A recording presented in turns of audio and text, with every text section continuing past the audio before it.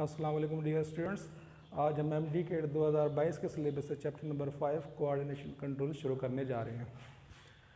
Coordination and control coordination and control is essential for the survival of organisms because it ensure the maintenance of steady internal state of organism.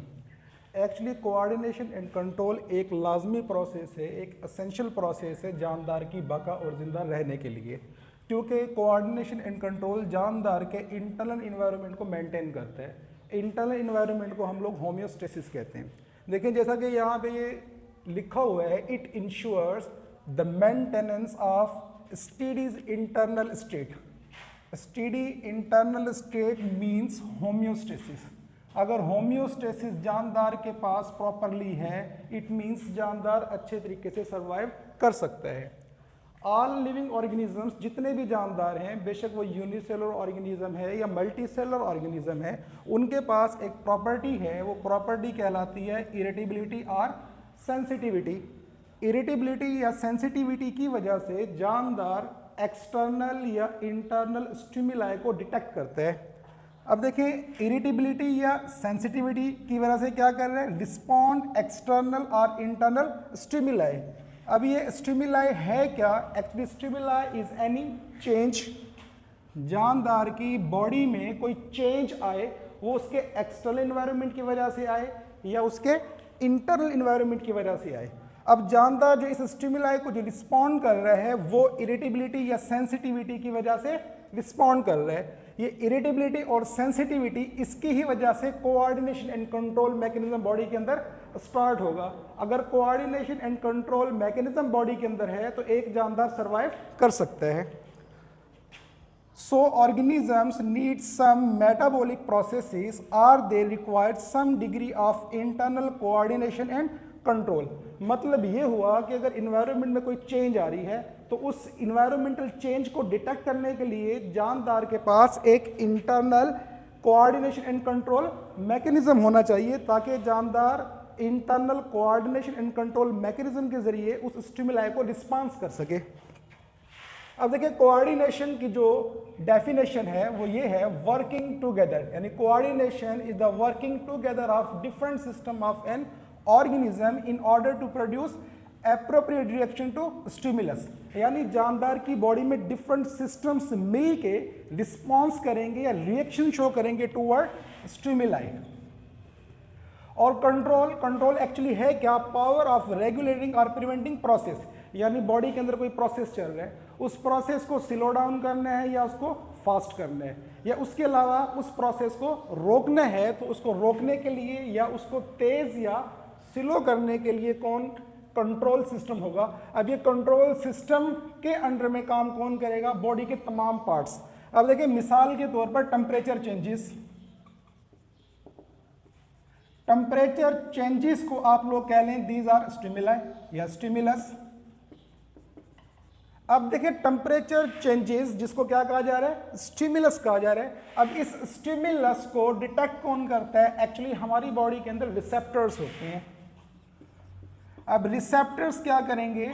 इस stimulus को detect करेंगे, detect करने के बाद इसे report करेंगे या send करेंगे टूवर्ड CNS यानी central nervous system. Central nervous system में हमारा ब्रेन एंड स्पाइनल कॉर्ड आ रहे हैं। अब देखिए, रिसेप्टर ने स्टिमुलस को डिटेक्ट किया, फिर वहां से इंफॉर्मेशन न्यूरॉन्स के जरिए कहां पे जा रही है? CNS के पास जा रही है। अब CNS उस इंफॉर्मेशन को इंटीग्रेट और एनालाइज करेगा और उसको रिपोर्ट करेगा, यानी कमांड सेंड करेगा toward the effector organs. Effector organs में हमारे पास मसल्स एंड ग्लैंड्स आ रहे हैं।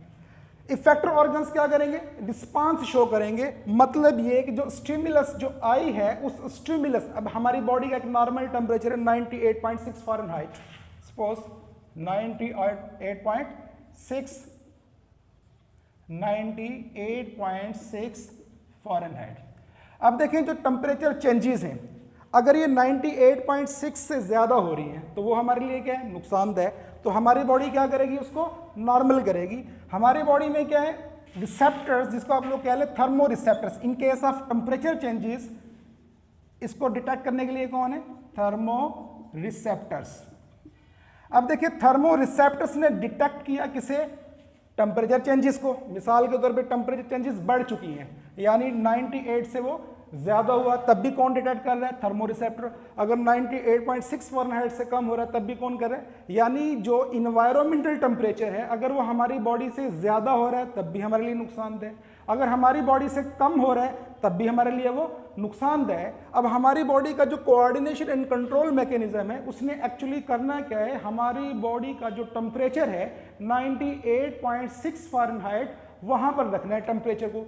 एक्सटर्नल टेम्परेचर कुछ भी हो, मगर हमारी बॉडी का जो internal coordination and control mechanism है इसमें हमारी बॉडी के रिसेप्टर्स इन्वॉल्व हैं, कंट्रोल सेंटर जिसमें आप लोग सीएनएस कह लें, ब्रेन एंड स्पाइनल कॉर्ड कह लें, इफेक्टर यानी इन्वॉल्व है जिसमें आप लोग मसल और यानी ग्लैंड्स कह लें।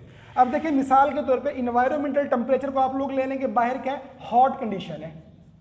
हॉट कंडीशन, सपोज बाहर का जो टेम्परेचर है, अब देखिए बाहर का टेम्परेचर अगर हमारी बॉडी के टेम्परेचर से ज्यादा होगा तो वो टेम्परेचर अफेक्ट किस पे करेगा? हमारी बॉडी पे अफेक्ट करेगा। अब जैसे ही टेम्परेचर चेंजेस यानी हॉट इन्वायरमेंट होगा, बाहर का टेम्परेचर ज्यादा होगा तो थर्मो रिसेप्टर्स उसे डिटेक्ट करके रिपोर्ट किसकी तरफ करेंगे? सीएनएस के पास करेंगे। अब सीएनएस उसको एनालाइज करेगा कि अब क्या करना है। अब देखिए बाहर का टेम्परेचर क्या है? ज्यादा है। अब उसको हमने क्या करना है? हीट लॉस मैकेनिज्म शुरू करेगा हमारी बॉडी। सीएनएस ऑर्डर किसे देगा? इफेक्टर ऑर्गन्स, मिसाल के तौर पे स्वीट ग्लैंड्स को। अब स्वीट ग्लैंड्स क्या करेंगे? प्रिस्पायरेशन, यानी स्वीट की प्रोडक्शन होगी जिसके रिजल्ट के अंदर बॉडी का जो टेम्परेचर वो क्या रहेगा? मेंटेन रहेगा। अब देखिए कोऑर्डिनेशन एंड कंट्रोल मैकेनिज्म क्या हुआ? जितने भी जानदार हैं उनको सरवाइव करने के लिए उनकी बॉडी के अंदर एक चेक एंड बैलेंस सिस्टम है। इस तरह कह लें कि एक कंट्रोल सिस्टम है और दूसरा उसकी बॉडी के जो ऑर्गन्स हैं सारे के सारे किसके अंडर में काम कर रहे हैं? उसके कंट्रोल सिस्टम के अंदर में। जिस लाइक हमारा ब्रेन है, हमारा ब्रेन हमें क्या कर रहा है? कंट्रोल कर रहा है। हमारी बॉडी के जितने भी ऑर्गन्स हैं सारे के सारे किसके अंडर में काम कर रहे हैं? ये काम कर रहे हैं ब्रेन के अंडर में। अब देखिए कोऑर्डिनेशन एंड कंट्रोल की दो टाइप्स हैं, यानी कोऑर्डिनेशन एंड कंट्रोल कितने तरीकों से होगा? इसमें एक जो है वो है नर्वस कोऑर्डिनेशन,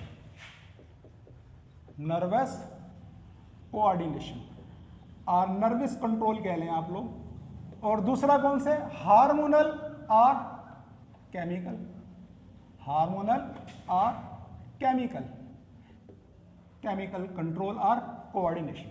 यानी लिविंग ऑर्गेनिजम्स के अंदर दो कोऑर्डिनेशन कंट्रोल मैकेनिज्म हैं, एक नर्वस कोऑर्डिनेशन है और दूसरा हार्मोनल कोऑर्डिनेशन है। Subscribe now and press the bell icon. Never miss any update.